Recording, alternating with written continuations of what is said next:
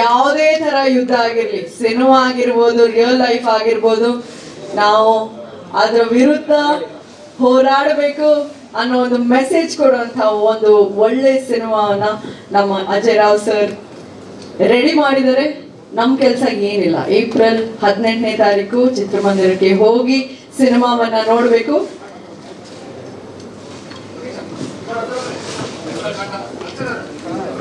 Shri Krishna Arts and Creatives, Ajay Rao Productions banner ನ cinema Yuddhakanda chapter 2 ready to release April 18ನೇ ತಾರೀಕು. ಪ್ರತಿಯೊಬ್ಬರು ಕನ್ನಡ ಸಿನಿಮಾಗಳನ್ನ ನೋಡಬೇಕು, ಚಿತ್ರಮಂದಿರಕ್ಕೆ ಹೋಗಿ ಕನ್ನಡ ಸಿನಿಮಾಗಳನ್ನ ನೋಡಿ.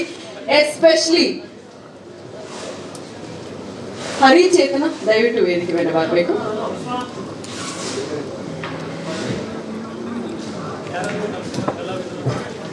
ಸಿನಿಮಾದ ಹಾಡುಗಳು ರಿಲೀಸ್ ಆಗಿದೆ, ಟೀಸರ್ ನೋಡಿ ಅಪ್ಪುಗೆಯನ್ನ ಕೊಟ್ಟಿದ್ದೀರಾ.